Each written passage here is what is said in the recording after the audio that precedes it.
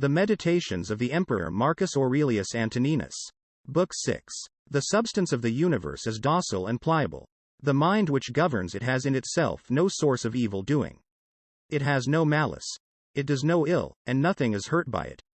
By its guidance all things come to be, and fulfill their being.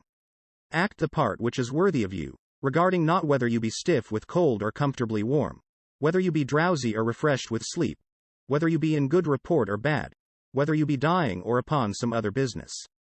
For death also is one piece of the business of life, and, here as elsewhere, it is enough to do well what comes to our hand. Look within. Let not the proper quality or value of anything escape you. All that exists will very speedily change, by rarefaction, if all substance be one, otherwise by dispersion.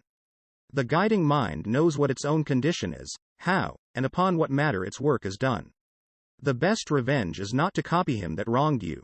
Find your sole delight and recreation in proceeding from one unselfish action to another, with God ever in mind. The ruling part of you is that which rouses and steers itself, making itself what it wishes to be, and making all that happens take such appearance as it will.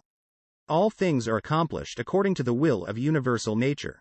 There is no other nature to influence them which either comprehends the former from without, or is contained within it, or exists externally, and independent of it. The universe is either a confusion raveled and unraveled again, or else a unity compact of order and forethought.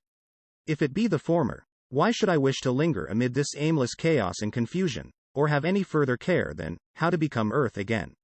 Nay, why am I disturbed at all? Dissolution will overtake me, do what I please. But, if the latter be the case, I adore the ruler of all things, I stand firm, and put my trust in him. Whenever your situation forces trouble upon you, return quickly to yourself, and interrupt the rhythm of life no longer than you are compelled. Your grasp of the harmony will grow surer by continual recurrence to it. Had you at one time both a stepmother and a mother, you would respect the former, yet you would be more constantly in your mother's company. Your court and your philosophy are stepmother and mother to you. Return then frequently to your true mother, and recreate yourself with her. Her consolation can make the court seem bearable to you, and you to it. Keep these thoughts for meats and eatables. This that is before me is the dead carcass of a fish, a fowl, a hog. This Falernian is but a little grape juice. Think of your purple robes as sheep's wool stained in the blood of a shellfish. Such conceptions, which touch reality so near, and set forth the sum and substance of these objects, are powerful indeed to display to us their despicable value. In this spirit we should act throughout life. And when things of great apparent worth present themselves, we should strip them naked, view their meanness, and cast aside the glowing description which makes them seem so glorious. Vanity is a great sophist, and most imposes on us when we believe ourselves to be busy about the noblest ends. Remember the saying of Crates about Xenocrates himself. Most objects of vulgar admiration may be referred to certain general classes. There are, first, those which hold together by cohesion or by some organic unity, such as stone, timber, figs, vines or olives. The things which men, a shade more reasonable, admire are referred to the class which possesses animal life such as is seen in flocks and herds. When man's taste is still more cultured, his admiration turns to things which can show a rational intelligence. But he admires this intelligence not as a universal principle, but only so far as he finds it expressed in art or industry, or, indeed, sometimes merely so far as it is exhibited by his retinue of artist slaves. But he who values rational intelligence as a universal thing, and as a social force, will care nothing for these other objects of admiration. He will, above all things, strive to preserve his own mind in all its rational and social instincts and activities, and to this end he will cooperate with any of his kind. Some things hasten into being. Some hasten to be no more. Even as a thing is born, some part of it is already dead. Flux and change are constantly renewing the world, just as the unbroken flow of time ever presents to us some new portion of eternity. In this vast river, on whose bosom there is no tarrying, what is there among the things that sweep by us that is worth the prizing? It is as if a man grew fond of one among a passing flight of sparrows, when already it had vanished from his sight. Our life itself is much like a vapor of the blood, or inhalation and exhalation are one in kind with that whole power of breathing which, yesterday or the day before, we received at birth, and which we must restore again to the source from whence we drew it. It is a small privilege to transpire like plants, or even to breathe as cattle or wild beasts do. To feel the impressions of sense, to be swayed like puppets by passion, to herd together and to live by bread, all this is no great thing. There is nothing here superior to our power of discharging our superfluous food. What, then, is of value? To be received with clapping of hands? No. Neither, therefore, is the applause of tongues more valuable, for the praises of the multitude are naught but the idle clapping of tongues. Dismiss the vanity called fame, and what remains to be prized? This, I think, in all things to act, or to restrain yourself from action, as best suits the particular structure of your nature. This is the end of all arts and studies, for every art aims at making what it produces well adapted to the work for which it was designed. The gardener, the vine dresser, the horsebreaker, the dog trainer all try for this. And what else is the aim of all education and teaching? Here, then, is what you may truly value. This well won, you will seek for nothing more. Will you, then, cease valuing the multitude of other things? If you do not, you will never attain to freedom, self-sufficiency, or tranquility. You cannot escape envying, suspecting, and striving against those who have the power to deprive you of your cherished objects, nor plotting against men who are in possession of that on which you set your heart. The man who lacks any of these things must, of necessity, be distracted, and be forever complaining against the gods. But reverence and respect for your own intelligence will bring you to agreement with yourself, into concord with mankind, and into harmony with the gods, whom you will praise for all their good gifts and guidance. Upward, downward, round and round run the courses of the elements. But the course of virtue is like none of these. It follows a diviner path, well directed in a way that is hard for us to understand. Strange are the ways of men. They can speak no good word of the contemporaries with whom they live, yet they count it a great thing to gain the praises of a posterity whom they never saw nor shall see. As well might we grieve because we cannot hear the praises of our ancestors. If a thing seems to you very difficult to accomplish, conclude not that it is beyond human power.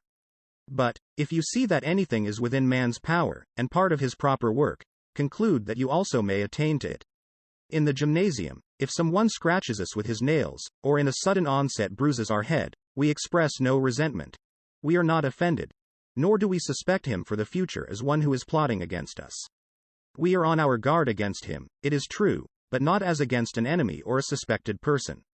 In all good humor we simply keep out of his way. Let us thus behave in other affairs of life, and overlook the many injuries which are done to us, as it were, by our antagonists in the gymnasium of the world. As I said, we may keep out of their way, but without suspicion or hatred. If anyone can convince or show me that I am wrong in thought or deed, I will gladly change. It is truth that I seek, and truth never yet hurt any man. What does hurt is persistence in error or in ignorance. I do my duty, and for the rest am not distracted by anything which is inanimate or irrational, or which has lost or ignores the proper way. Use the brute creation, and also all material things, in the spirit of magnanimity and freedom which becomes him who has reason in using that which has it not. Towards men, who have reason, act in a social spirit. In every business call the gods to aid thee, nor trouble how long this business shall endure. 3 hours spent therein may suffice you. Alexander of Macedon and his muleteer, when they died, were in a like condition. They were either alike resumed into the seminal source of all things, or alike dispersed among the atoms. Consider all the many things, both physical and spiritual, that are a-doing within each of us at the very same instant of time, and you will wonder the less at the far greater multitudes of things, even all that is, which exist together in the one and all which we call the universe. Should someone ask you how the name Antoninus is written, would you not carefully pronounce to him each one of the letters? Should he then begin an angry dispute about it, would you also grow angry, and not rather mildly count over the several letters to him?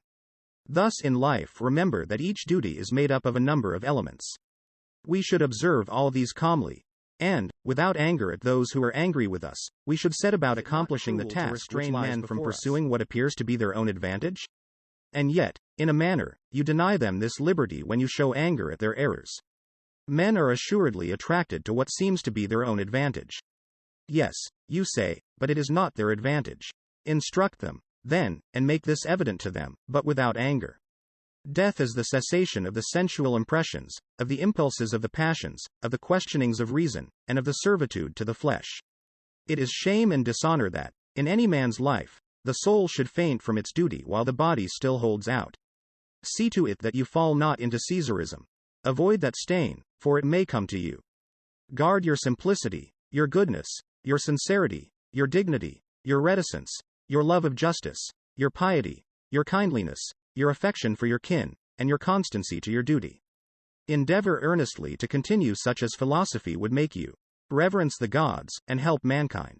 Life is short, and the one fruit of it in this world is a pure mind and unselfish conduct. Be in all things the disciple of Antonin. Imitate his resolute constancy to rational action, his level equability, his godliness, his serenity of countenance, his sweetness of temper, his contempt of vainglory, his keen attempts to comprehend things.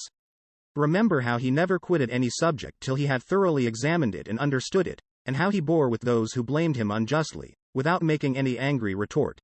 How he was never in a hurry. How he discouraged calumny. How closely he scanned the manners and actions of men. How cautious he was in reproaching any man. How free from fear, suspicion, or sophistry. How little contented him in the matter of house, furniture, dress, food, servants. How patient he was of labor, and how slow to anger. So abstemious was his life that he could hold out until evening without relieving himself, except at the usual hour. What a firm and loyal friend he was. How patient of frank opposition to his opinions. How glad if anyone could set him right.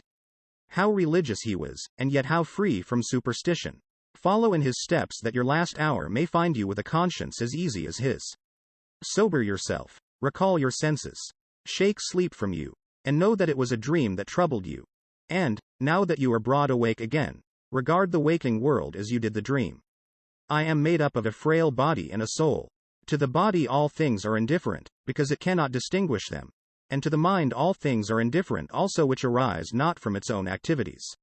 All these are indeed in its own power, but it is concerned with only such of them as are present. Its past and future activities are indifferent to it now.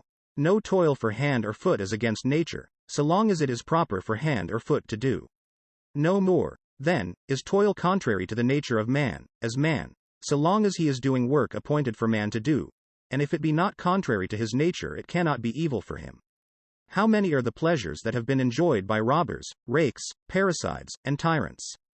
Do you not see how common artificers, though they may humor the public to a certain extent, cling to the rules of their art, and cannot endure to depart from them?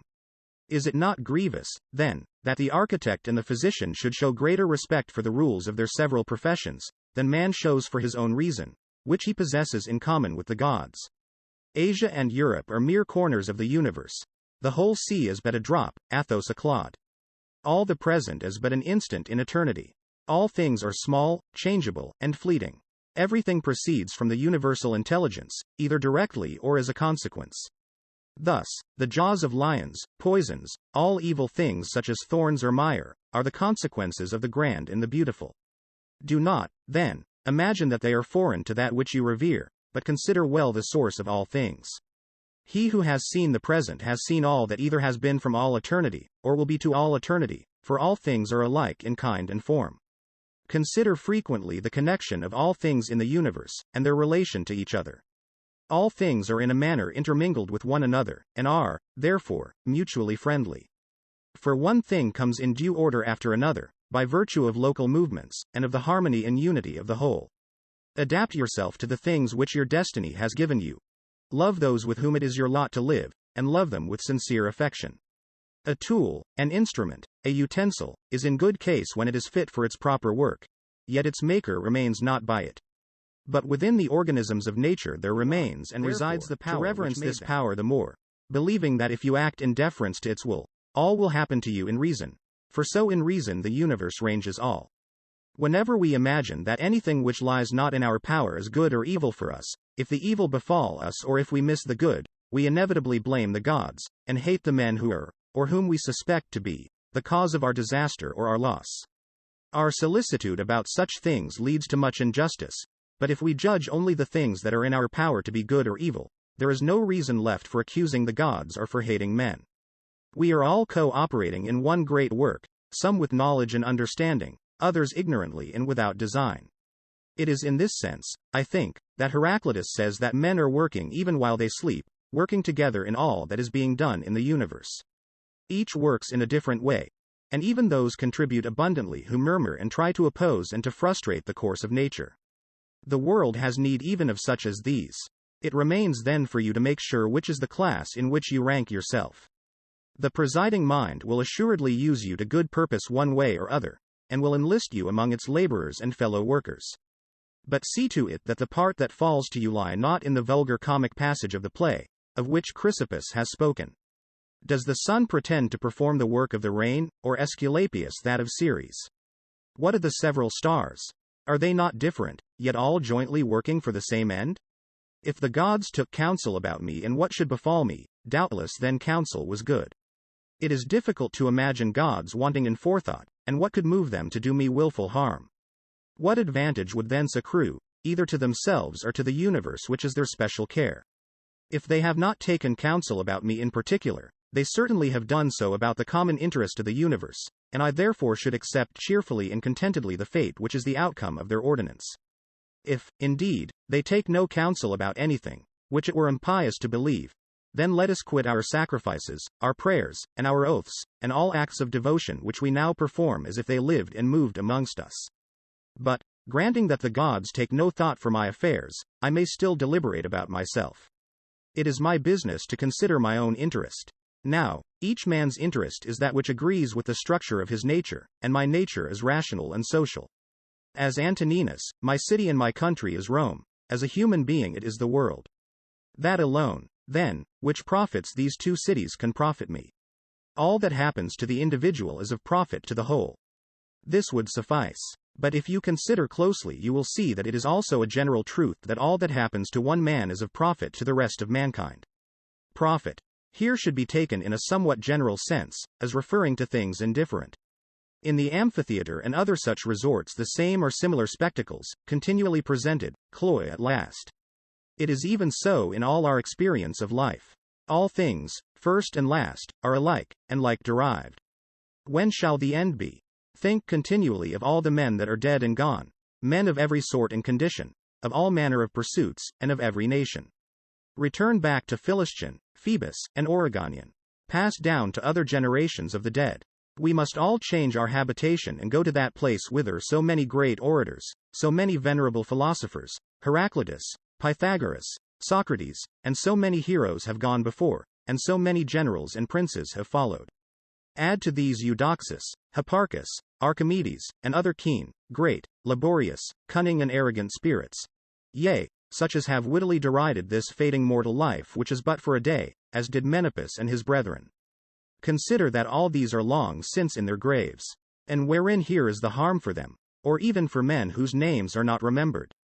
The one precious thing in life is to spend it in a steady course of truth and justice, with kindliness even for the false and the unjust.